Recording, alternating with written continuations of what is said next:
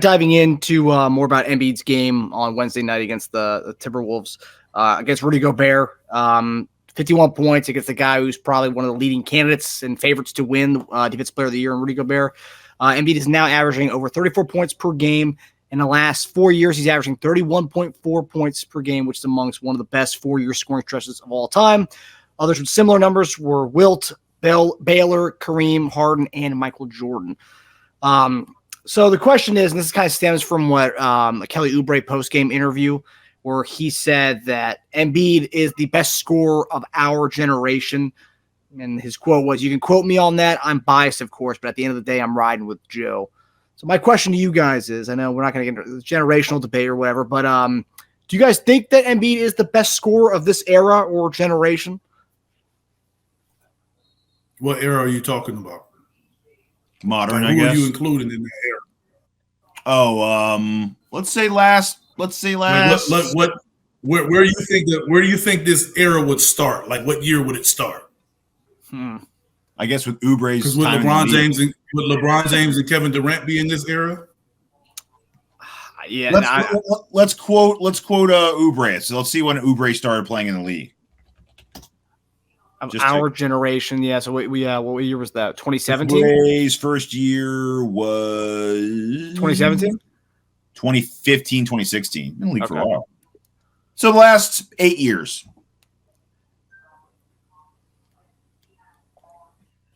So we're comparing him to not KD and LeBron.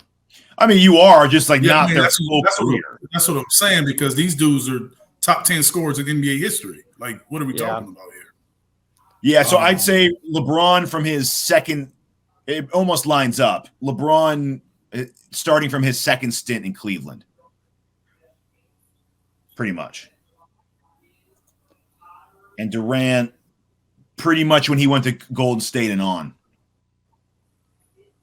These timelines are loosely lining up. I mean, if you nail it down to a certain specific time when someone came in the league, you can make that argument. But I don't think anyone that has watched the guys that are playing right now, I wouldn't say that he's the best scorer of a generation. Like he's scoring the ball right now, but you have to take in people's whole career when you start talking about best scorer of a generation and careers. Like, you have to do the whole career. We can't just pencil down specific years. So I don't know. That's a tough one. He's up there. He's one of the best scorers, but to say he's the best, that's very debatable. I guess we'll see how he finishes this year, but we could say 4-year stretches.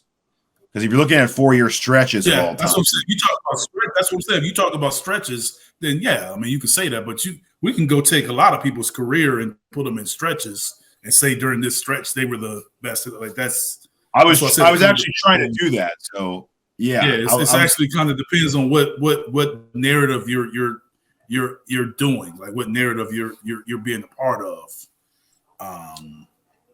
So. Yeah, I was trying to do that. What I was doing, I went to the top single season scoring averages of all time. And I pretty much just went to like the top like 15 guys and saw like their best stretches in their careers. And it came down to like Wilt, Baylor, Kareem, Harden, and Jordan, and then Embiid. I mean, even Kobe didn't have a stretch like this. And Kobe flat out score. I'm not saying he couldn't, but he never did this for 4 straight years of anything.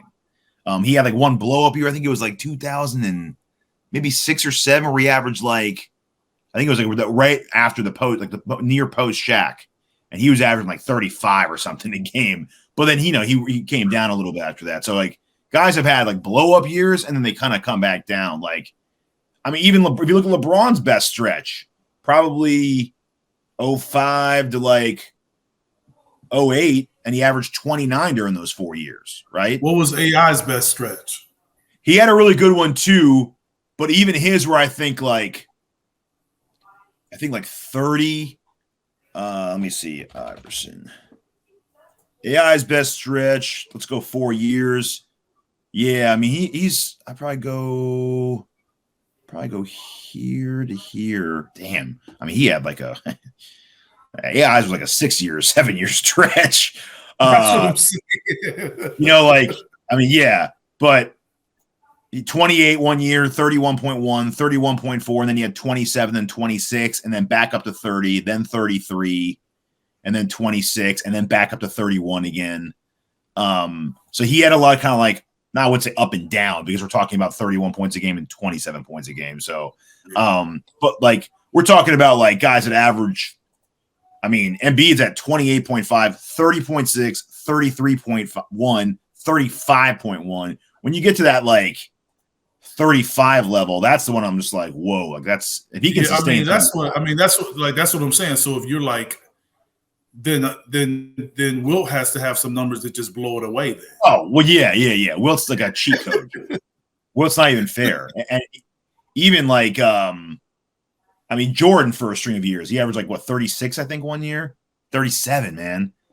Jordan was just another cheat code. 37, 35, 32, 33, 31, 30, 32, 26, and then back up to 30 again. So that like 7-year period, just like crazy. I don't know. Marcus went somewhere. When Jordan came down, that was probably the shortened year where he only play half of the year. Was that the half of the year season? Yeah. That was a 17-game year. Yeah. Getting his bearings back, he was averaging 27. Getting his legs under him again. Like figuring things out. In the middle of the seasons. Yeah. It's like figuring it out. I'd be like, all right, I'm just gonna join on the fly. It's like that major league clip where Willie Mays Hayes, Wesley Snipes comes from the parking lot and just beats everyone to the front line.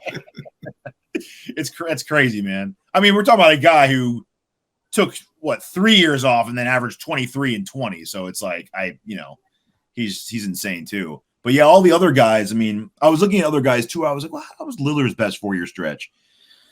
But like, I mean, high 20s. Lillard's a great scorer, but just not on this level. Even Curry. I mean, Curry's an amazing scorer, but again, like he's only averaged 30 plus twice in his career.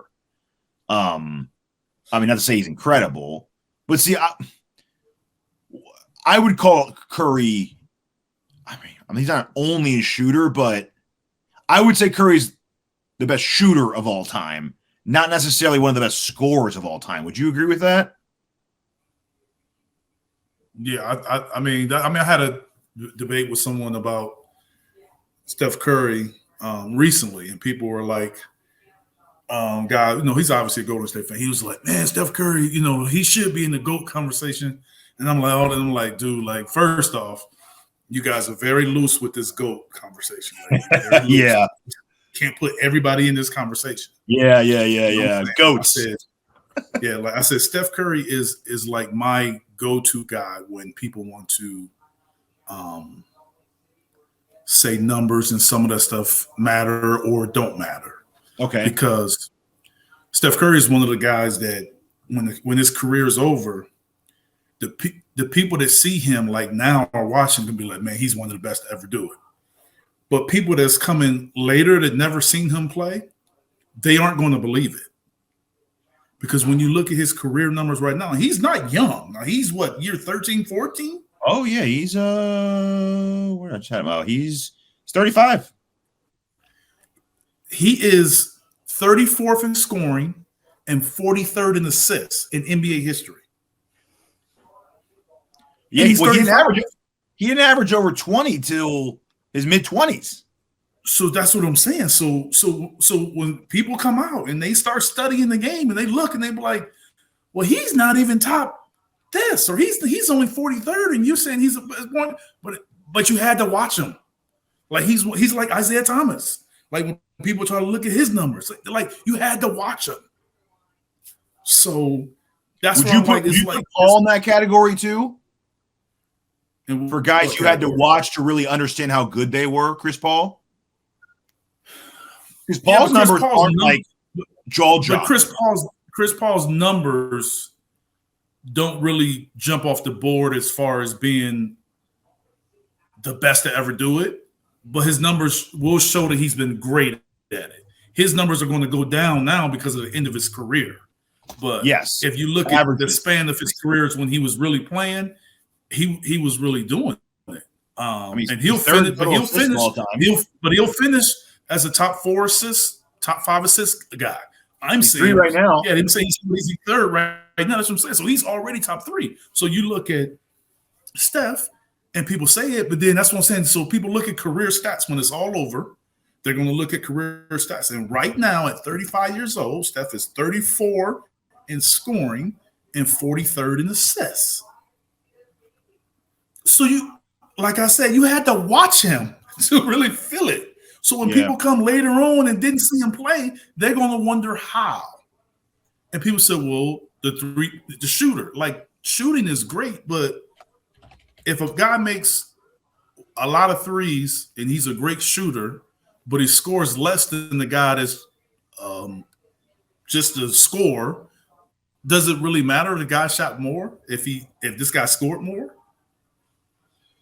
You know what I'm saying? Like I think I'm not saying that 3-point shots. I think shooting is an excellent skill. I'm just saying the fact that someone's scoring, if they make threes, it's no different than someone that's not making threes. It's still scoring points. It just makes sure you're a more skilled scorer, but it doesn't necessarily make you a better scorer. Yeah. Longevity matters a lot too. That's a lot more than people will give it credit for. Like, no one would ever guess that Robert Parrish is one behind Charles Barkley on the all-time scoring list. Like, no one. Yeah, I'm just saying, but like, let's say games played matter because it's like you look at a lot of guys that has, like Magic Johnson is where he is, and I believe that at the time that I was showing the stat, at that time I think Steph had played one game than me, and Magic was wherever he is in assists, like 5 and Steph 43, and Magic played like one less game. So then you have a guy like Norm Nixon, who people would never put in that category, played 150 games less than Steph and had more assists. Yeah. So you can look at all of these stats and you can come up with whatever narrative you want to come up with. Like, quick question for you guys: Who do you think's higher on the all-time scoring list? Who do you think's higher on the all-time scoring list, Lillard or DeRozan? Who's what? Who's higher on the all-time scoring list, Lillard or DeRozan? DeMar DeRozan, because Steph just passed DeMar DeRozan this year. Yeah, but a lot of people would, Dame's got the flair and the name. A lot of people wouldn't say that. Yes. Yeah.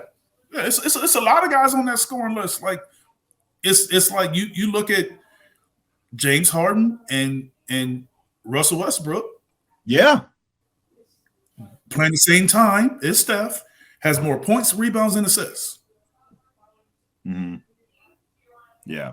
So are you going to say, well, they played more games? Well, LeBron James played 14,000 more minutes than Michael Jordan, 400 more games. So it kind of depends, like what. That's what I'm saying. You can dig into any stat and find the narrative that you want. Yeah. But yeah, man. Going back to the original thing of stretches. Embiid's just on a crazy, crazy run right now. And it's, only like 5 or 6 guys can really rival that. It's very fun to watch, and I hope he finishes 35 plus this year. He's at 35.1 right now. I hope he can finish that high. Yeah. Elgin Baylor's another one. Elgin Baylor didn't have as long as a career as most guys because he started at 24 in the NBA. But if you take his 4-year stretch with LA in the early 60s, 34.8, 38.3, and 34.0, and then 25. But still, like, that's, 3 seasons it's some old guys that I know that stand firm on Elgin Baylor scoring that ball. Mm-hmm. So it's interesting, man, because you and the thing about it is you look at scoring, most of those guys that we talked about didn't really shoot threes either, except for Harden. Yeah. Yep, it's true. The top guys, Durant had a pretty good 3-4 year stretch. I put him in that. Yeah, Durant shoots threes, but Durant's not a primary 3-point shooter. Like he's a good 3-point shooter, but he's a excellent, arguably one of the best mid-range shooters we've seen. Yes, yeah. DeRozan's a prime example of that. He doesn't like to take them. He doesn't take them. Yeah. It's all mid-range and drives. All of it. Hard earned throughout his career for that. I feel like on the grand scheme of things and scoring an all-time list, I think DeRozan's very, very overlooked and underrated as far as a career goes. I just don't think he gets a lot of like the credit and due that someone of his career has had and his type of play. Very 90s-ish the way he plays the game in like modern day. Yeah. But on top of all the stats, Embiid just has everything in his offensive arsenal. Because all the guys we named, most of them cannot just back you down and bully you down like that and just put the ball in your face. Most of those guys can't do that. LeBron can do it against, smaller threes that are playing against him or undersized guys. But, I mean, Embiid's doing it against like the premier big man at defense, right? He's doing it against like the guy that if you were like, if your life depended on it, who am I going to put against Embiid to save my life? Gobert would probably be one of those guys you'd put up against him, and he just demolished him. Yeah, I mean, I get what you're saying. I just think that, like, that's what I'm saying. That's just another way of kind of looking at it from – because that's not necessarily – that's just because he's bigger. But what those other guys will say, well, I did it more from the perimeter. That could be harder. So that's what I'm saying. But if he does that too, he has probably one of the best mid-range jumpers in the league. Everything looks. Yeah, that's what I'm saying. But at the end of the day, like, he's still looked at as a bigger guy. So for him to go and pound into the basket is not something he's necessarily going to get credit for because that's how they view him. He's bigger than everybody. Yes. Yeah.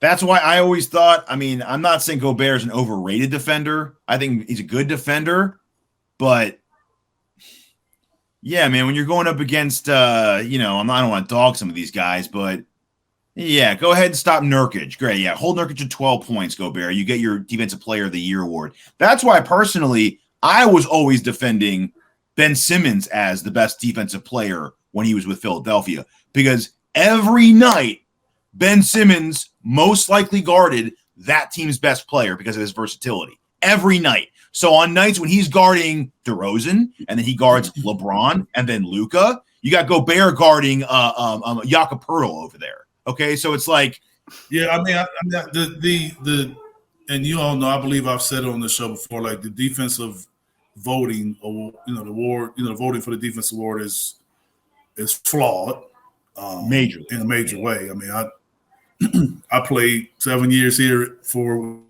with Sixers and got more votes than AI one time. Like, come on, that's like me getting more votes than him on the offensive end. One time out of 7. Like, come on, man. Like if I said that, then I'm crazy. You know what I'm saying? Like, even AI wouldn't even do that. Like, we used to we laughed at that when he got more votes than me. Like that was like a hilarious to him. So it just shows like the voting is flawed, and there's really no criteria for the voting.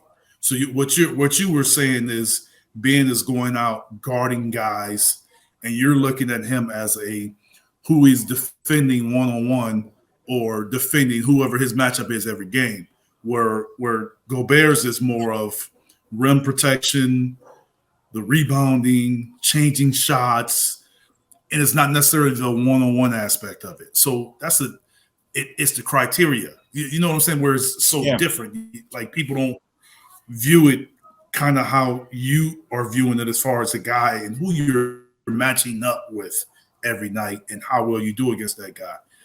And that's where it's different. And that's where, the voting is different, because there's no criteria based on how you should vote or what you should look at in your voting. defensive versatility. I mean, I've seen Gobert pulled from games because of the game plan that the offense put out. The teams were attacking him. Yes, I never saw Ben. I mean, never saw Ben pulled. Yes. To go back to like my point with us, like AI he was very high in assists. So that to a lot of people could mean a lot defensively. You know what I'm saying? So what's your criteria? But for him, it's been a lot of times where Gobert has been taken out the game because of teams putting him in pick and roll and stretching their offense, and now all of a sudden you're pulling him away from the rim. So yes, his effectiveness does decrease when that happens. So that doesn't mean he's not a great defender. That just means the team has kind of found an edge, neutralized him. But I think at the end of the day, a lot of teams maybe did him a disservice by doing that, because most of the times when teams would do that, they would go small. Yes. But then they would never give him the ability to attack them on the other end. And yes, you got to take him out if you're not allowing him to benefit from the smaller guys on the other end, and then they're stretching the defense and pulling him out so he can guard perimeter guys and taking him away from the rim. So that's if he was able to be dominant on the offensive end, they would never take him out. They would figure it out. But my thing is, if you can be neutralized, and this isn't me saying he's a bad defender by any means, obviously not, but if you can be neutralized, I don't think you should be coming away with the best defensive player in the league trophy. You shouldn't be able to be neutralized. I mean, a lot of bigs can be neutralized. Like Joel can be neutralized too. Like you can go small and put him in trouble. Like we just watched the Chicago Bulls do it time after time after time. And so what did Minnesota do? They did the same thing. Kept putting him in pick and pops and stretching the pick and pop and putting all shooters on the perimeter. Like they just did the same thing. But the difference is they can't put a small guy on Joel on the other end. So he punishes them. That's what I'm saying. So you can't do it because of you're worried about him on the other end. That's why you can do it with Gobert, because they aren't worried about him as far as putting a bigger guy and making sure you have this certain defender for him. Yeah. Yeah. I also think another aspect we didn't even talk about, I know we went off the defensive player of the year stuff, but I know it's a defensive award. I don't think they factor in offense at all, though. And what I mean by that is Gobert pretty much says, I'm going to focus 90% of my energy on defense, and my points will come from mismatches and lobs and tip-ins. Whereas Embiid's like, it's my job to score 35 a night and then come down and get 3 blocks and 2 steals a game. I have to expend all that energy on offense and still do what I do on defense on a nightly basis. I can't take plays off. I can't just sit at the bottom on the paint and wait for a tip to get my energy back. I'm expending energy every single time down both sides. Yeah, I don't think that comes into play for the voting. No way. But I think it comes into play for people getting the claim to be a top player or top two-way player. It comes into play for that. But it does. I don't think it comes into play for the voting. I don't think people will say, well, what is his load offensively and his expectations for what he has to bring to the team. It may come in some people's vote like, well, look at his load and look at what he does on the defensive end. I know there was a point where I felt like Giannis was viewed like that. So it's happened. So I get what you're saying. But I don't think it's like people are thinking about that when they're voting. No. Well, this goes back to what you're saying. The criteria is flawed. There is no real criteria. It's like Wild West. Yes. Yeah.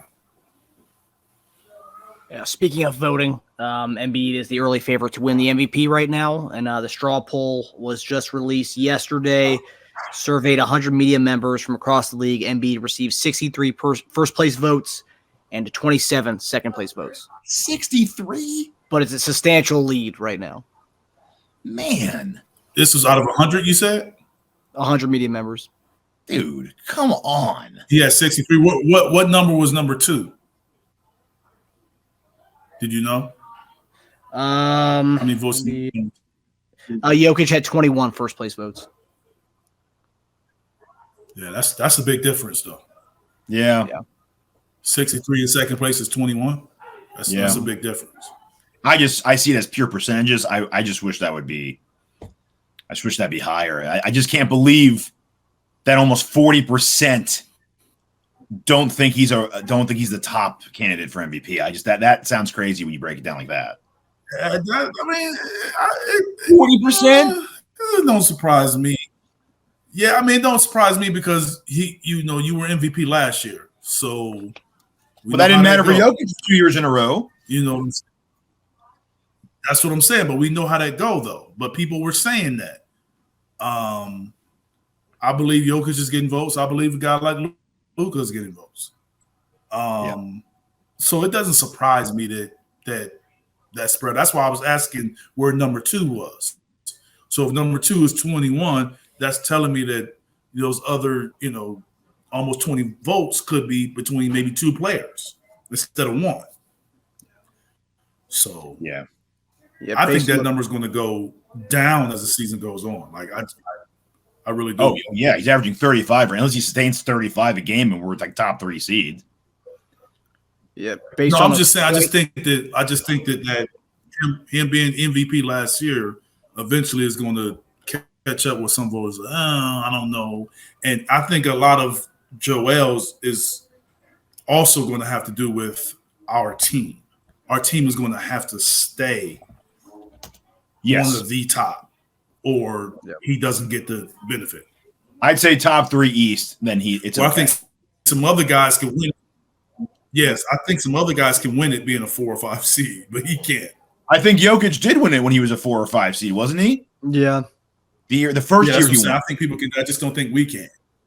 Yeah, I just don't think we can. I mean, Joel can. Oh, it's we, Eric. It's we. Yeah. I mean, last year this time we were fighting for Embiid to be number 1 in this. Right now he's dominating this poll, so I mean I think we should be happy with that. Yeah, but it goes to show you though. They should watch more over here. The guys, I mean, he's dominating this poll. Because it goes to show you when it's close between him and someone else. Then I'm like, okay, let's see what it's at. Oh man, it's pretty tough. Like he is. I mean, I've seen media haters of Embiid, previous media haters that are saying it's not even a question. Like it should be unanimous, like domination right now. But if he's not plus 70 now, dude, I mean, like what does he do? Average 40 a game? But based on the point system they have with this, so it's they tie the first and second place votes, but the point system, Embiid has right now 848 total points. Jokic has 630 points. Giannis is third with 352, SGA 340, and then Luka rounds out the top 5 with 306. So I mean, he's got almost 300 points over Jokic right now. About 220. Because here's the crazy thing: I haven't done Jokic's stats, but Embiid won last in year. December. But in December, that's a big gap. Yep. Yeah, that's true. It's really huge. Really early. But yeah, I mean, he's having one of the best like stretches of the last like. Some of those stats were comparable to Wilt. So that's what I'm saying. Yeah. What's that one we saw yesterday, Marcus? That Wilt stat? Or no, Kareem. It hasn't been done since like the 70s with Kareem. It was like 40 point, like 12 plus rebound games or something. I forget what I think it was it straight games of 30 points in 10 boards? It was something like that. Rebounds, yeah. Hasn't been done in like 50 years. 50-year record, year stats. Kareem and Wilt did it. Yeah, Kareem and Wilt did it. Any triple-double stat that Jokic is doing. Yes, I think that's what it was. Any Jokic stats that he's getting, that he's broken with triple-doubles, he broke from like Westbrook from like 5 or 6 years ago, okay? We're talking about stats that have been around for 50 years. Like that right there should just open eyes and be like, okay, well, that's, when you're breaking stats 50 plus years, he's the MVP. Like it's not even a question unless their team's just garbage, but we're not. So I don't know. But you also we have to understand that whatever that narrative is what I'm saying, like they don't appreciate Kareem like they should nowadays. That's true. So when you say a stat from Kareem or from Wilt, they have tried to diminish their greatness in some ways, in my opinion. People have had, because of how they played and they didn't shoot the three and they didn't do, so people have tried to diminish their greatness. And the era, right? The era is related too, right? Yeah. But here's the thing, though, right? It's crazy because Embiid's doing something that a Wilt or Kareem era did, but he's doing it in this impossible to play era. That's the crazy thing. He has 1970 stats in 2023. That's unheard of. Yeah, I mean, but I don't think that the stats that he's doing isn't necessarily unattainable now. I think they're easier to do it now than some eras. It's just the level of how many games he's done it consistently. Like guys getting 30 and 10 way more now than I've seen in my lifetime. It's just that him being able to maintain that for such a stretch of games is so it's more the stretch of games than the numbers. Yeah. Well, it comes to the point where it's just like that's just him this year. Like it's not even he's had a good little run. It's like no, he's just out of his mind. So the question is when the streak breaks, is it going to be points or rebounds? Ooh. That's my question for you two. So you probably rebounds. Oh, so you're saying will he be under 10 rebounds or under 30 10 or under 30? Yeah. Yes. Oh man, that's a good one. I'm gonna say rebounds just because I think that's more of an emphasis for him, and I could see him not do that one night. As of right now, looking at his stats, it was off by one game. He had less than 10 rebounds more recent than he had under 30 points. But you're saying going forward, yeah, I'm gonna say he just shoots so many. I'm gonna say points. What'd you say, Marcus? I said rebounds. You said rebounds? Rebounds, yeah. What do you think? I'll say points because I think eventually someone's going to come and double him off the bus. Yeah. I mean, he's even not playing fourth quarters. Like he's missed like 7 fourth quarters. Yeah, you'll have a road game where somebody's just doubling him and really like we're not going to. If we're going to lose, we're going to lose by everybody else, not him. Yeah. Well, that's what happened. Go figure his under 30 point point game from him. The last 2 under 30 point games from him are versus Boston. Both of them. Rough. Yeah. But right now we'll take him being the early favorite for this. He just needs to sustain this kind of level of play and also just be healthy. And I think we continue to win. And I think we'll have two in a row for him. But knock on wood.